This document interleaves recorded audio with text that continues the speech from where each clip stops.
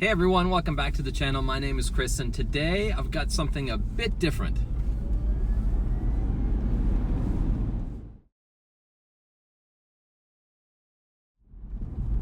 Hey everyone, thanks for sticking around. Again, my name is Chris. Welcome back to a car vlog. Yes, I have another new car. To make a long story short, how we got this way, I've been looking for, over the past 2 or 3 years, I've been looking for the perfect car to own as both a daily and a nice weekend driver's car. But guess what? That car just doesn't exist. That one single car doesn't exist. From a 2008 Cayman to a 2017 GTI to a 2015 Cayman, and then my last car, which was a 2016 M235i, nothing has really fit the bill. So I pretty much come to the conclusion that that can't be one car altogether. So that leads us to today. Welcome to my 2014 BMW i3.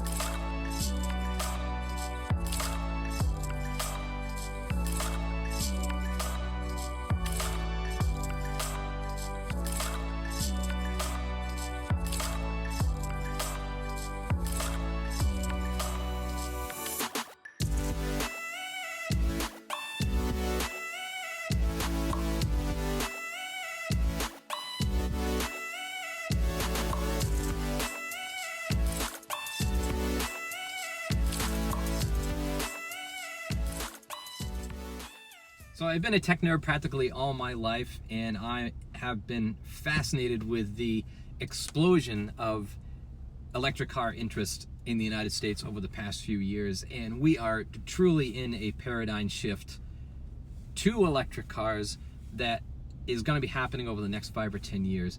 I'm excited about it. There are a lot of car enthusiasts that are actually fearful of it. So again, this is a 2014 BMW i3. I picked it up with only about 11,000 miles on it. This is the non-range extender version. Because of my commute every day is only about 4 miles back and forth to the office, I didn't need the range extender. Plus, I still have my 2017 GTI, so if I need to drive anything further, I still have that. I get on a decent day, probably 45 degrees Fahrenheit or above, about 85 miles on a full charge. Again, plenty for my daily driving. First, let's jump onto the exterior. This is not my 100% first color choice, but I wasn't able to find anything with the options and the price and the mileage in the color choice that I was looking for. I kind of would have liked white. The white and black versions are actually pretty cool. But this is, I believe it's called Laurel Gray. And it's kind of tough to tell the difference between this very dark gray and actually a black. If you're not looking at it directly in the sun, it actually looks like a full black. But I do already have a few vinyl wrap color samples that I requested, and I will be wrapping the car for the summer. So again, stay tuned for that as far as the color that I choose.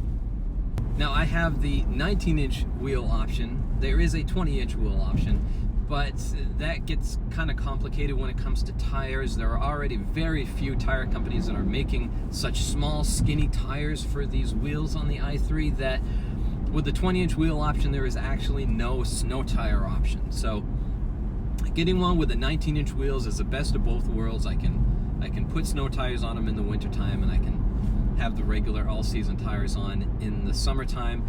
There is one aftermarket company called Royale that actually tire rack carries. They actually make a fairly decent looking wheel, which I may look into for the summer. Specifically in black. I'll put up a picture right here. It's actually not bad looking, and considering the fact that I will be putting springs, H&R Sport springs on the car to lower it a little bit, give it a little bit better handling, and a little bit wider stance with spacers. And actually, once that's all said and done, in combination with the vinyl wrap, it should look actually pretty cool for the summer, and should handle a little bit better too. When it comes to handling, very, very surprised. it handles exactly like you would think a BMW handles. So jumping into the interior, I really liked this loft version of the interior. I'm not a fan usually of beige and tan interiors, but the way that BMW handled this, between the beige and the black and the other different types of materials that they use, I actually really liked it. It's a really nice place to be. With the eucalyptus and the recycled fibers on the doors and the dash, as far as that type of material goes, the recycled plastic bottle for the fabric on the seats, and then of course the darker leather accent on the seats, it actually is, again, a nice place to be. It's very Scandinavian. It actually reminds me a lot of Volvo's interiors that are very light and very, very zen to actually sit in. So the steering wheel is kind of skinny. It's actually kind of hard, even though it is leather wrapped. It is kind of hard. I have already contacted a steering wheel refinishing company to bulk it up a little bit, and actually I think I will have it wrapped in the black leather. It won't show the dirt like the beige does here. As far as driving characteristics go, you really have to drive it to appreciate it. The combination of the quickness of the electric motor with 100% of the torque available at 0 RPM, combined with the fact of no transmission, actually really makes it a joy to drive on a daily basis. Another benefit is that you will enjoy what a lot of electric car owners know as one pedal driving, specifically with the i3, because the i3 has a slightly more aggressive regen than a lot of other electric vehicles on the market. Actually, quite a few other electric vehicles you're actually able to adjust the regen. The i3, you're not. You get what you get.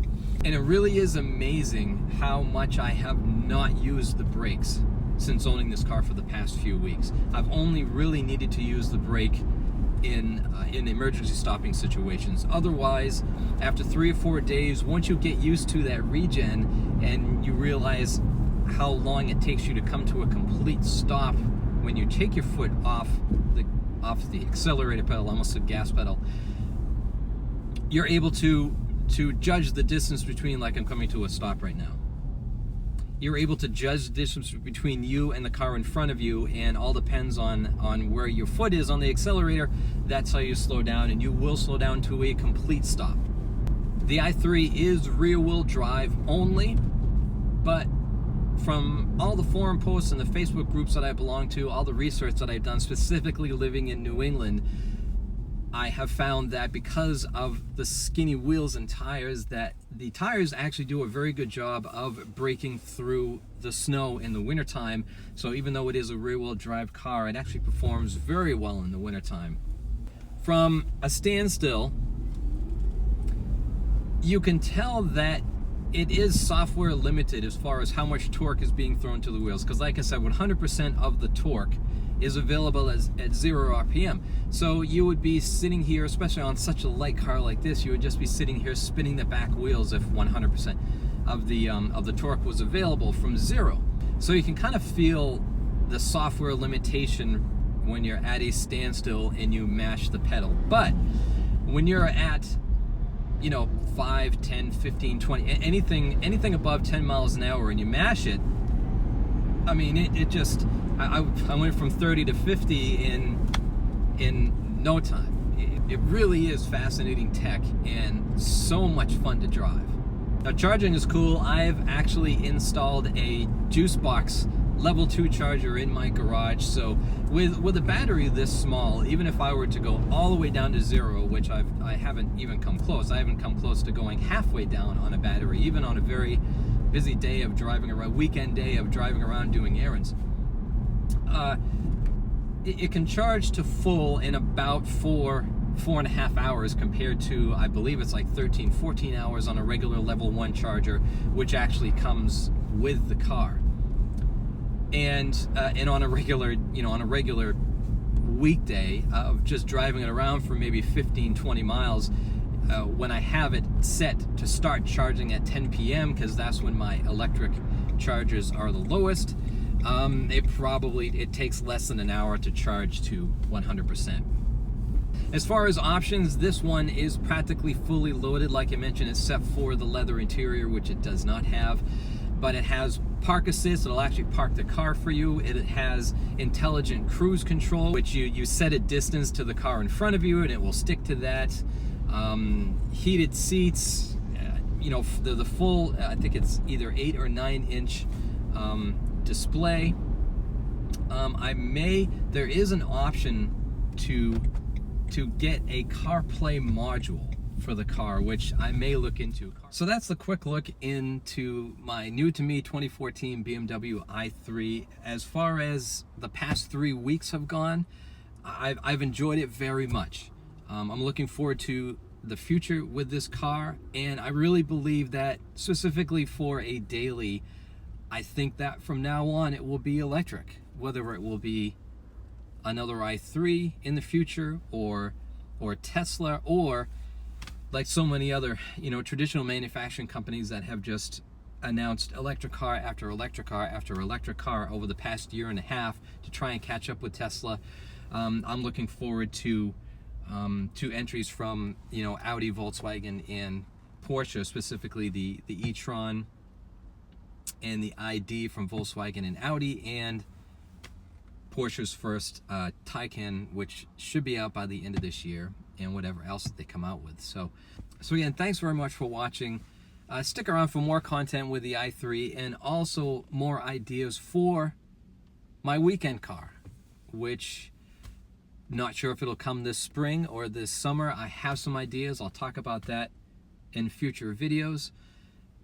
So again, thanks for sticking around. Be sure to subscribe, and I'll talk to you soon. See ya.